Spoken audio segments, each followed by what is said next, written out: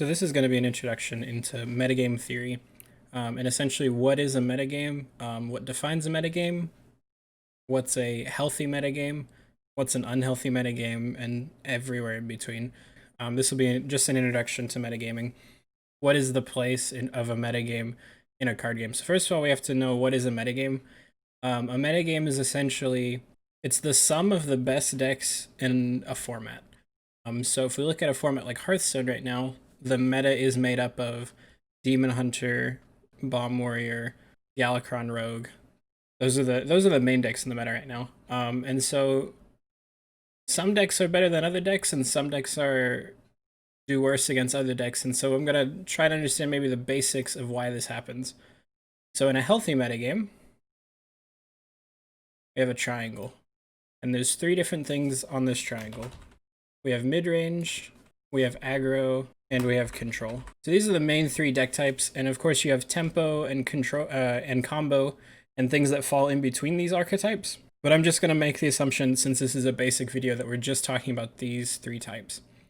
Now, the basics of metagame theory is that in a truly balanced meta, there would be three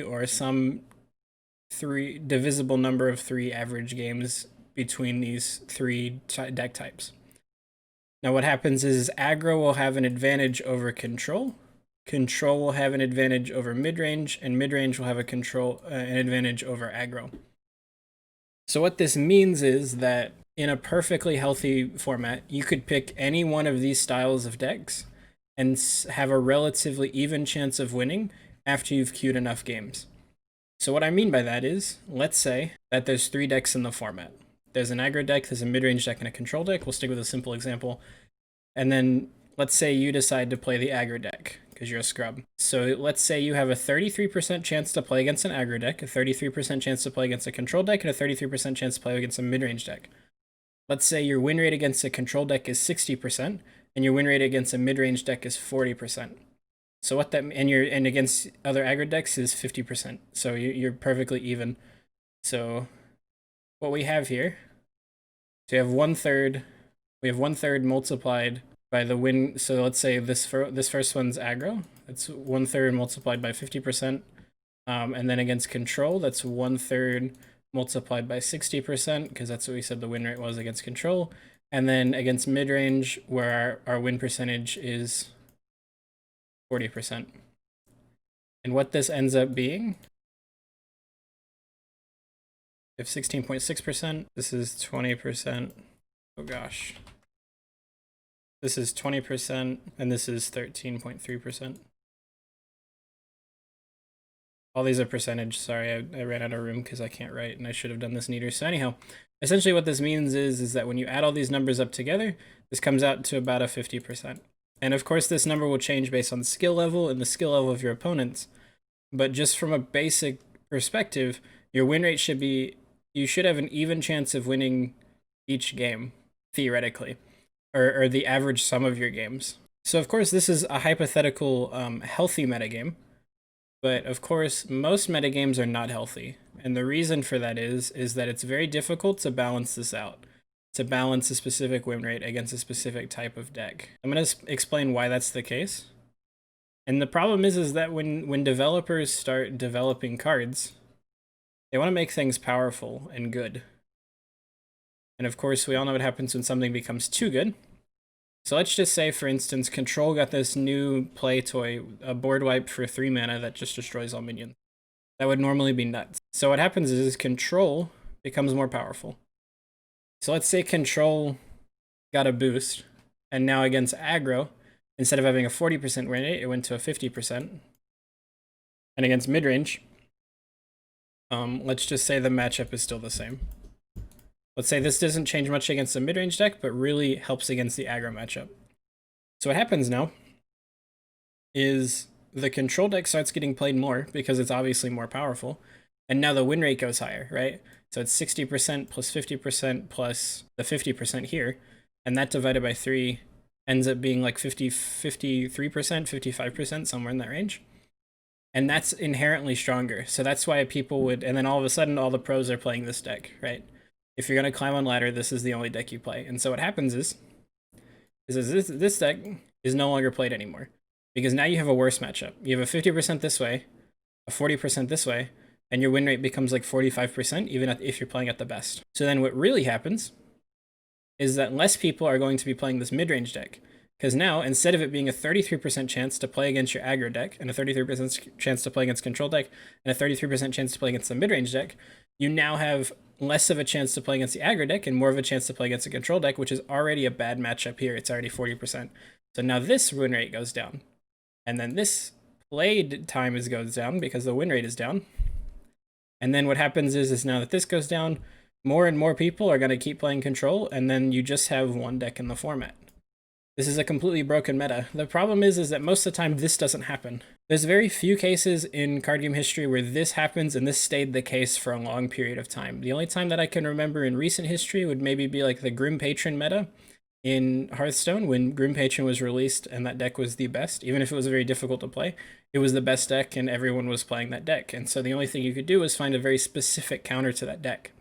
Maybe it was this. So let's say in our hypothetical example, this control deck becomes the best because it has that board wipe. Well, maybe a tempo deck or an aggro deck comes out that can counter that board wipe specifically. Maybe by something requiring it to use targeted removal or something. Again, this is all hypothetical.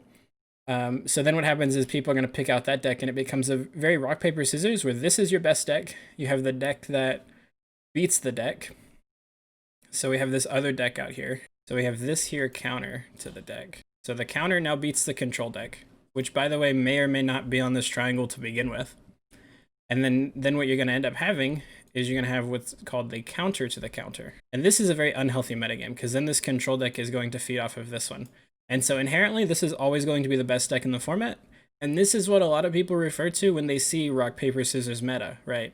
Is that one deck is the best, one deck beats that deck, and then one deck beats the deck that beats the deck. And this is very rock, paper, scissors, because these matchup percentages aren't your average 60%. These matchup percentages are usually up into the 70 plus. We'll just say 70 plus, because, you know, and that's pretty nuts. So currently, Hearthstone's meta is a little backwards. If you wanted to look at it like this would be tempo. We're just going to use acronyms. This is tempo Demon Hunter. This here is your bomb warrior, and then this here is like priest. This is like Galakron rogue. This is Highlander hunter, and then like priest is in this control deck. So the problem is right now in the Hearthstone meta, and it's really easy to identify this, is that the aggro deck at the moment is really strong. Tempo Demon Hunter is the de facto aggro deck. It's technically tempo, but, and I'll explain that probably in a future video. It's basically tempo, but it's essentially your aggro deck. And so now all of these decks, the only reason that they exist in the format is because they have a relatively good matchup against this deck. Priest is almost non-existent, right? You also have the Warlock matchup. It's non-existent because it has a bad matchup this way. Like this is like 40%. Or so. It's closer to it's probably less of a advantage. But I'm just using these numbers as examples. So this is why the Hearthstone format and Magic formats, they never get to a full point of balance, right? Because then on top of that, you'll have something here, which is called combo. And then you'll have true tempo decks that'll come here. And so essentially you end up in a very rock, paper, scissors, lizard, spot kind of game. What? It's very simple. Look, scissors cuts paper, paper covers rock. Rock crushes lizard, lizard poisons Spock. Spock smashes scissors, scissors decapitates lizard, lizard eats paper, paper disproves Spock, Spock vaporizes rock, and as it always has, rock crushes scissors. Except the goal is to get this number as low as possible, right? So it doesn't matter what deck you're facing. You have a relatively 50% matchup against that specific deck. But the problem is that in a card game, this doesn't happen. You naturally have this triangle of existence, which is inherently a good thing, right? So this is good. And the reason you want this to exist is because it keeps certain decks in check. So let's say Tempo Demon Hunter got a buff and it got even more powerful. What happens is that this Bomb Warrior deck up here gets played way more, right? Because now this matchup happens, and it's like 60%, and then people play this deck less, right? Even though it's the most powerful deck in the format, people play this less because more people are playing this, and then eventually the same thing happens here. And this is how formats self-correct, right? So if you leave a format alone for long enough, they'll eventually self-correct unless something is so powerful that there's no counter to it. So let's imagine Bomb Warrior didn't exist for a moment. This is the true unhealthy metagame. If Bomb Warrior didn't exist and had a bad matchup against Tempo Demon Hunter, and people started playing Tempo Demon Hunter over and over and over again, you get more and more Tempo Demon Hunter, more and more Tempo Demon Hunter, and eventually no other deck exists in the format, because why would you play any other deck? Why would you spend time playing any other deck in the format when you could just play the best deck? And what happens is you get mirror matchups over and over and over again. It becomes based on the draw, like what is the best card. And that's when you really need to put nerfs in play, when the developers have to come in and put bans in play. And that doesn't happen very often to this extreme. So I think the current problem when you look at metagames and why people complain so much is because it doesn't matter what deck you're playing, right? So let's get a clean slate here. This is clean enough, right? So in reality, it doesn't matter what deck you're playing. Let's say if you're playing aggro and it's a perfectly balanced format, the aggro player is going to complain of the mid-range deck. And then the mid-range player is going to complain about priest. And then the priest is going to complain about demon hunter. And this cycle will always happen. This is why nobody is ever happy with a metagame. There's never, the only perfect metagame is when whatever deck you're playing has a good matchup against the field. And in reality, that's a very unhealthy metagame, right? So it is a good thing that people complain about the metagame. You know that it's working if you listen to people complain about a metagame. Often they'll complain about multiple decks at the same time. Or different people will complain about different decks, and that's when you know you have a very good metagame. Because if people are tired of a specific deck, ask them what deck they're playing, and it's likely that they're complaining about the counter to their deck, and that means that's good. That means that you have a very healthy format. I want to reiterate just one last time on what the difference between a healthy format is. A healthy format allows you to play whatever type of deck you want, right? There's not one deck that someone can say is the best deck, right? The de facto best deck in the format, no matter what the argument is for why it's the best deck. So when you end up with the best deck, and then it's just, this seems like rock paper scissors, but this is not as bad as what I'm about to share. You have the best deck, you have the counter, and then you have the counter to the counter. And the reason this is bad is because the best deck is going to feed not only off of this, but any weird decks in this pyramid, right? This creates an environment that doesn't allow you to play these. Usually it means that one archetype is out of the format. So like right now, control is almost out of the format. There's not a lot of control decks to play against. And for me, that doesn't make me upset because I don't play control. But if I did play control, I'd feel lost. There isn't a good deck for me in the format that really lets me play the way that I want to play. And this is a bad thing, and this loses players because of metagame. Yeah, this kind of metagame is why people quit because of metagames, besides them just being really whiny because their deck gets countered. So this is really all I wanted to cover. This is basic metagaming and what a balanced metagame looks like versus what an unbalanced metagame looks like. And I'm going to go into a little more depths in the next couple of videos. I think my next video is going to be why everyone plays aggro.